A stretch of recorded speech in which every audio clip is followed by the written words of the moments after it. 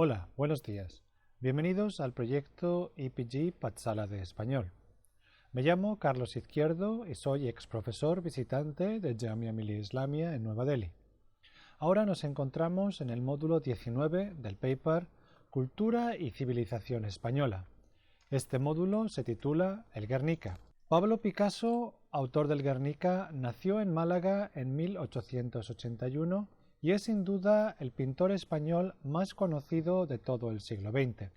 En 1891, la familia se vio obligada a abandonar Málaga debido a que el padre había obtenido un traslado a La Coruña, donde se había creado una plaza de profesor en la Escuela de Bellas Artes. En el año 1895, la familia se trasladó a Barcelona, donde Picasso accedió a la Escuela de Bellas Artes. Trabó amistad con los círculos intelectuales y bohemios de la época y se trasladó a París en el año 1900. Allí formó parte de un círculo de artistas de gran importancia como André Breton, poeta, Guillaume Apollinaire, escritor, Alfred Jarry y Gertrude Stein. Volvió a Barcelona en junio de 1898, enfermo, y se trasladó a Horta de Ebro, un pequeño pueblo al sur del río Ebro. En esta estancia, Picasso se reencontró con las raíces primordiales del país y con un cierto retorno a la naturaleza, más en consonancia con el ideario modernista, lo que constituyó uno de los primeros episodios primitivistas de su carrera. Entre 1901 y 1904, Picasso fue avanzando en su investigación artística con una línea de pinturas que utilizaban sobre todo el color azul, de ahí que se hable del periodo azul. En esta época vivía en Barcelona y París y trabajaba frenéticamente. Su obra empezaba a despertar la atención de los críticos. Hacia finales de 1906 empieza a tomar los primeros bocetos de las señoritas de Aviñón, el que será su primer cuadro cubista. La visita al Museo de Etnografía de París le impactó mucho y en 1907 pintó Las señoritas de Aviñón, cuadro con el que se funda el cubismo. El cubismo es una técnica pictórica inventada por Picasso y su amigo Braque, en la que se superponen en el lienzo varios planos para crear una nueva manera de relacionarse con la realidad en el espacio bidimensional del lienzo. El éxito de esta técnica será muy grande e influirá en muchos pintores importantes de la época. A mediados de los años 20, Picasso ya se había convertido en uno de los pintores más famosos de Europa. Había abandonado en gran medida la vida bohemia y en 1921 nacía su primer hijo, Pablo. Fue abandonando el cubismo más radical de la etapa anterior e integrando otras influencias como el surrealismo. En esos años la polarización política se extendía por el continente con el ascenso del fascismo en Italia, el comunismo en la URSS y finalmente el nazismo en Alemania. Picasso no se involucró directamente en la lucha política, si bien tampoco se mantuvo al margen. En relación a la Segunda República Española, Picasso se mostró desde el principio favorable a esta opción política, si bien continuó viviendo en Francia. Cuando estalló la Guerra Civil, Picasso intentó apoyar a la República como muchos otros pintores e intelectuales de la época como Miró o Buñuel. En estas circunstancias recibió el encargo de pintar un mural para el pabellón de la Segunda República en la Exposición Internacional de París. Para ello, alquiló un estudio grande en el centro de París y se puso a trabajar. Fue entonces cuando llegaron las noticias del brutal bombardeo por parte de la aviación alemana de la ciudad de Guernica. Picasso abandonó su proyecto anterior y pintó el Guernica, obra en la que se plasma el horror de la guerra en su máxima expresión. La obra fue expuesta en el Pabellón de España y atrajo gran atención internacional. Hoy en día se encuentra en el Museo Nacional Reina Sofía de Madrid. Para saber más sobre la vida y obra de Picasso, consulta los materiales complementarios. Vamos a hablar ahora sobre la Guerra Civil Española y el bombardeo de Guernica en 1937. Como vimos en el módulo 18, durante la Guerra Civil Española el bando sublevado recibió el apoyo de Italia y Alemania, las potencias del bloque fascista o del Eje.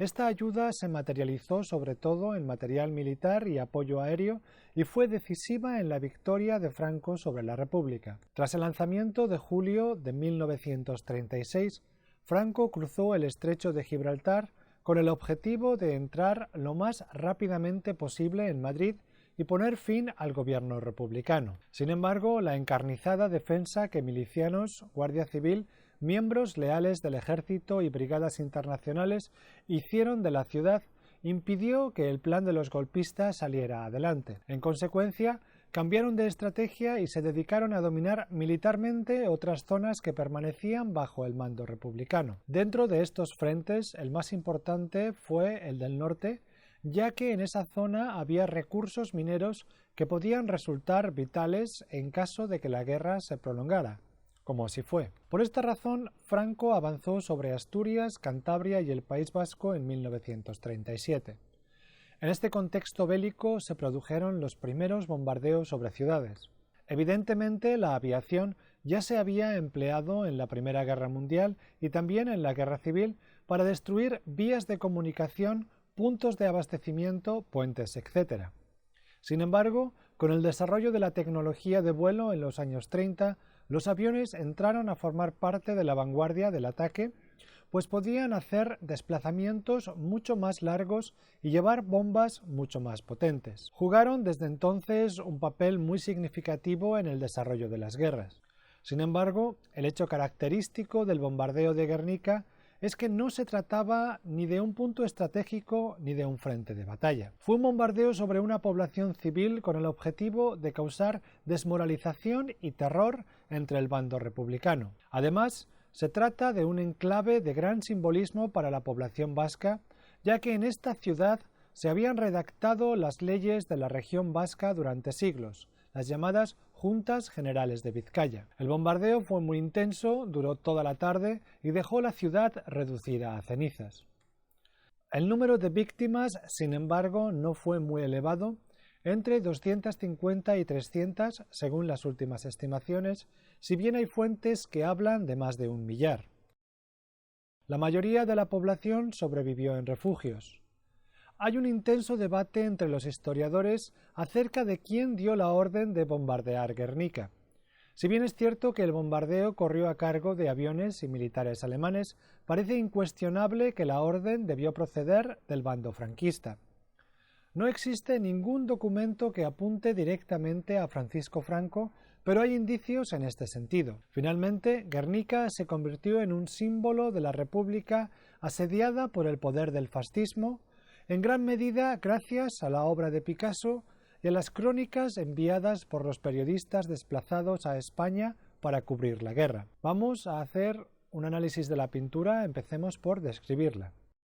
El Guernica es un cuadro sonoro donde las figuras gritan y se retuercen bajo el dolor de las bombas.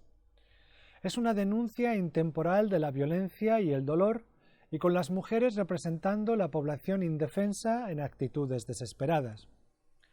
El uso del blanco y negro también aporta dramatismo a la escena general. Esta renuncia al uso del color es uno de los grandes aciertos del Guernica. En relación a la técnica empleada, Picasso combina en este cuadro elementos cubistas y expresionistas para lograr el efecto deseado. El uso de múltiples puntos de vista permite ver varios planos en los rostros que aparecen a la vez de frente y de perfil. Otro rasgo cubista es la reducción de las figuras humanas a formas geométricas que se combinan con técnicas expresionistas que exageran los gestos de dolor. La estructura del cuadro se basa en una distribución en forma piramidal de las figuras que componen la composición, con el objetivo de atraer la mirada del observador hacia el centro y hacia arriba, donde la figura ligeramente desplazada a la derecha del caballo. Desde ahí, la mirada desciende hacia abajo, donde encontramos distribuidas de manera muy precisa las figuras del soldado decapitado y la mujer que sostiene a sus hijos en brazos.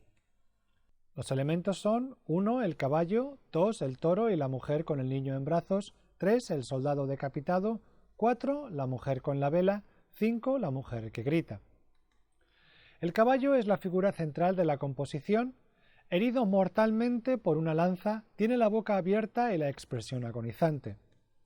La posición del cuerpo del animal está deformada y representa la situación agonizante de la República Española herida de muerte por el bombardeo de Guernica. En un plano más general, se entiende a la figura del caballo como la fuerza del pueblo español oprimido por la guerra. Esto permite que se pueda leer la alegoría del caballo y la de todo el Guernica como una protesta airada contra todas las guerras, contra toda opresión.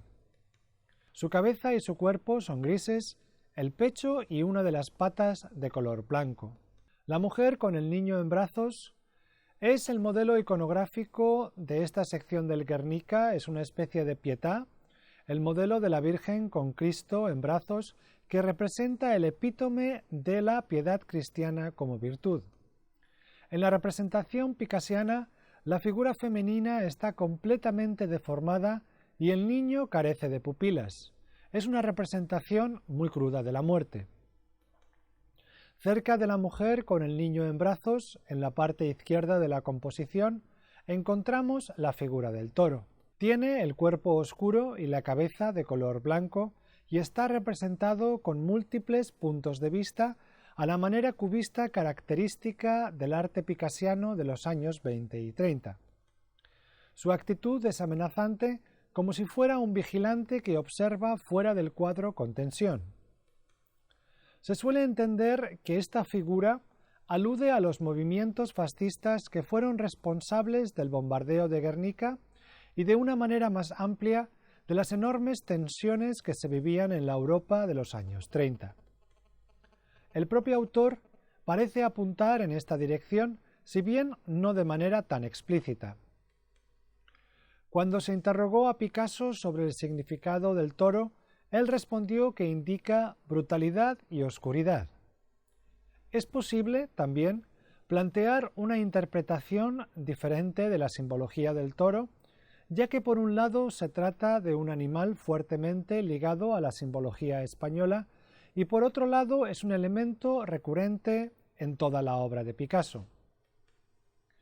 Igual que el Minotauro, Picasso suele asociar al toro consigo mismo como una suerte de autorretrato simbólico. De este modo, se podría entender la presencia del toro en el cuadro también como la presencia del autor del Guernica en el propio cuadro. Entre la cabeza del toro y la figura del caballo se puede ver una paloma, que a su vez es otro de los animales recurrentes de la obra ingente de Pablo Picasso y donde representa la libertad y la paz. No es fácil verla ya que está pintada del mismo color del fondo, como si el autor no quisiera que destacara demasiado en la composición. Además, tiene un ala rota y está aprisionada en el espacio donde apenas puede moverse. De modo que alude de forma muy clara y evidente a la opresión de la libertad y la destrucción. Además, tiene un ala rota y está aprisionada en el espacio donde apenas puede moverse, de modo que alude de forma muy clara y evidente a la opresión de la libertad y la destrucción de la paz y la humanidad que representó el bombardeo de Guernica. La única figura humana masculina que aparece en el Guernica frente a las 4 mujeres es el guerrero decapitado que está situado en la parte inferior del cuadro. Con la cabeza escindida del tronco y el brazo sujetando una espada rota, el guerrero aparece por tanto como caído en combate, apuntando de manera bastante directa a todos los soldados, milicianos y combatientes que participaban en la Guerra Civil Española en aquellos momentos. Contrasta en este sentido con la víctima inocente en los brazos de la madre de la que hemos hablado, mostrando otra faceta de destrucción y muerte provocada por la guerra. Picasso muestra así su sensibilidad hacia las diferentes víctimas de la guerra, incluyendo a los propios combatientes y su sufrimiento en la composición.